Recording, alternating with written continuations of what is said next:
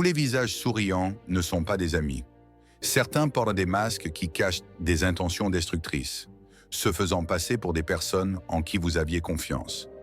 Il arrive un moment où les gens les plus proches de vous commencent à révéler qui ils sont vraiment. Pas par leurs mots, mais par leur énergie, leurs actions et la façon dont votre âme réagit quand ils entrent dans la pièce.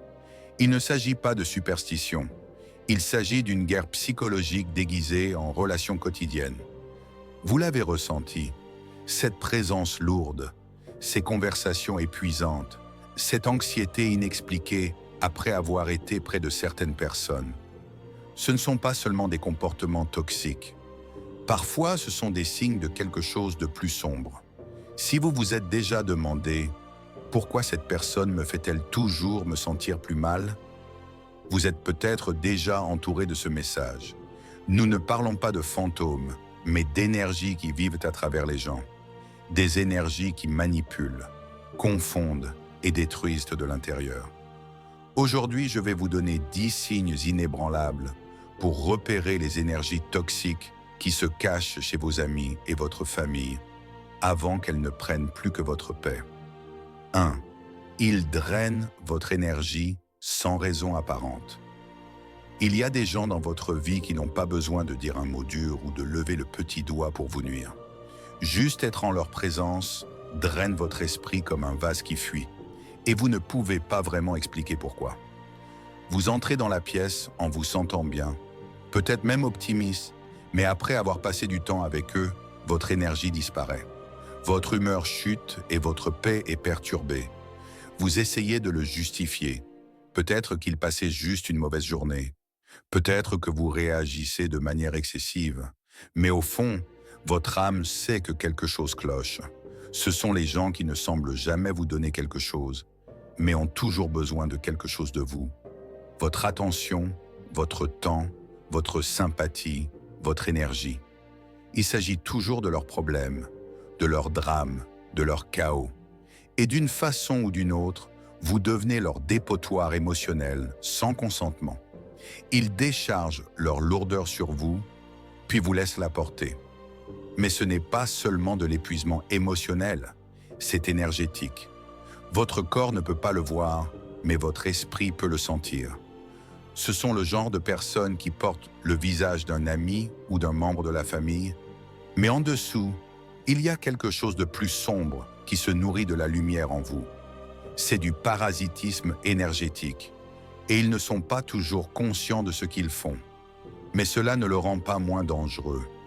Vous devez arrêter de vous demander si vous êtes trop sensible et commencer à vous demander pourquoi votre âme continue de sonner l'alarme autour de certaines personnes. Cet inconfort est un avertissement. 2.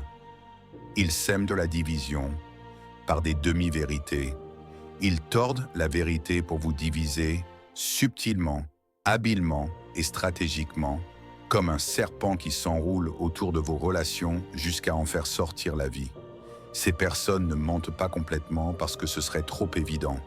Au lieu de cela, elles déforment la réalité juste assez pour semer le doute dans votre esprit et la suspicion dans votre cœur.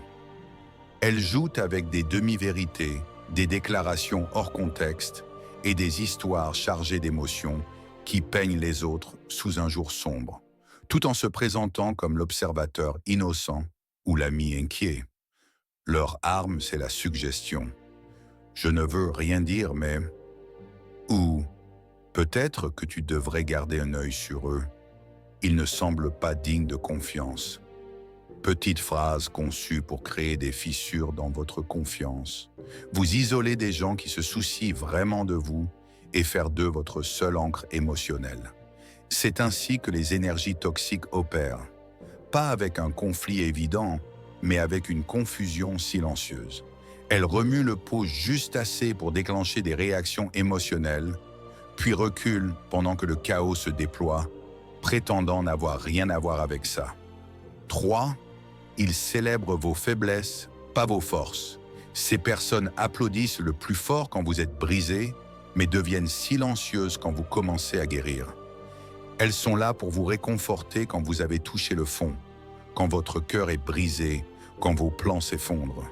Mais au moment où vous commencez à vous élever, à gagner en clarté, à marcher avec confiance, leur énergie change. Soudain, elles sont distantes, sarcastiques, dédaigneuses ou même pleines de ressentiment. Pourquoi? Parce que votre force menace leur illusion de supériorité. Votre pouvoir expose leur insécurité. Tant que vous luttez, elles se sentent nécessaires, pertinentes, même élevées. Mais quand vous vous tenez droit, elles se sentent petites. Elles préfèrent donc vous voir dépendant, pas indépendant. Incertain, pas autonome. 4. Ils ne respectent jamais vos limites. Ils entendent votre non et le traitent comme une négociation. Vous dites que vous avez besoin d'espace et ils l'envahissent. Vous dites que vous êtes occupé et ils exigent votre temps. Vous fixez une limite et ils la prennent comme un défi. Ce n'est pas de la mauvaise communication. C'est une transgression énergétique. Quand quelqu'un franchit constamment les lignes que vous avez tracées pour protéger votre paix, votre temps, votre énergie, il révèle une vérité plus profonde. Il ne valorise pas votre autonomie, il valorise son accès à vous. 5. Il vous imite, puis retourne les autres. Contre vous, ces personnes étudient vos mots, vos habitudes, votre style, votre énergie, chaque détail qui vous rend unique, et commencent à le copier si précisément qu'au début, cela ressemble à de l'admiration. Mais ce qui se passe réellement est quelque chose de bien plus sinistre. Elles portent votre identité comme un costume, pas parce qu'elles veulent vous honorer, mais parce qu'elles veulent devenir vous et éventuellement vous remplacer. Pendant que vous essayez encore de comprendre cette imitation, elles travaillent déjà dans votre dos, chuchotant des doutes dans l'esprit des autres, jetant des ombres sur votre caractère. 6. Ils utilisent la culpabilité pour vous contrôler. Ces personnes ne se soucient pas de savoir si la connexion est saine, mutuelle ou enrichissante. Elles se soucient seulement que vous restiez assez proche pour qu'elles puissent continuer à puiser en vous. Quand elles sentent que vous vous réveillez, que vous prenez du recul, que vous fixez des limites, elles n'excusent pas ou ne changent pas. Elles transforment la culpabilité en arme.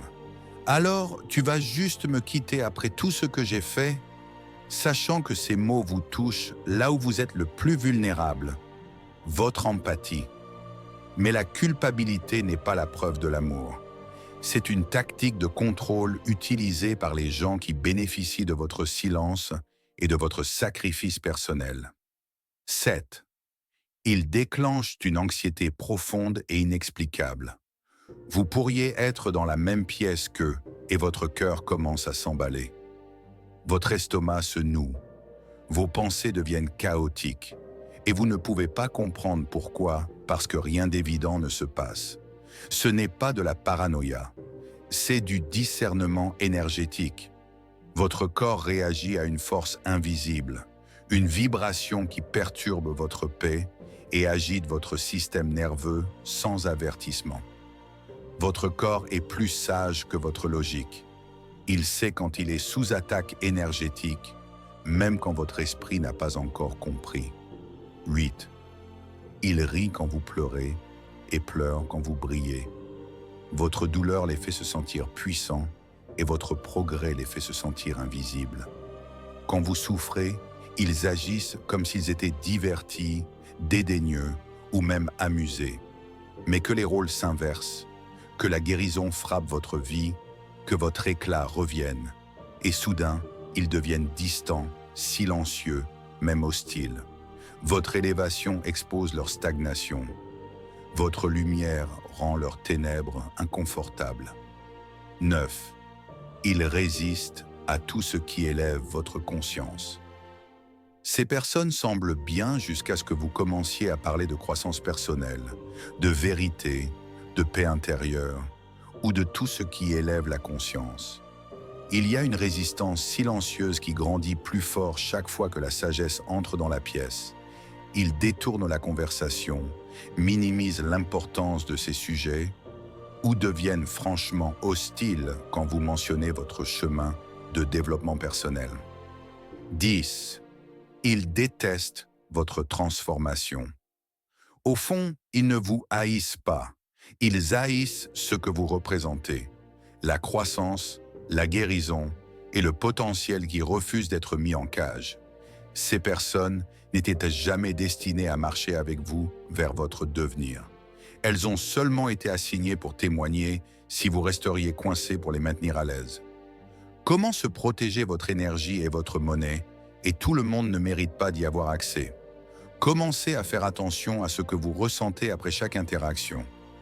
Vous sentez-vous plus léger ou plus lourd? Encouragé ou anxieux? Entier ou vide? Les énergies toxiques ne viennent pas toujours en criant avec des yeux rouges. Parfois, elles se présentent avec un sourire, parlent d'un ton calme et vous appellent famille.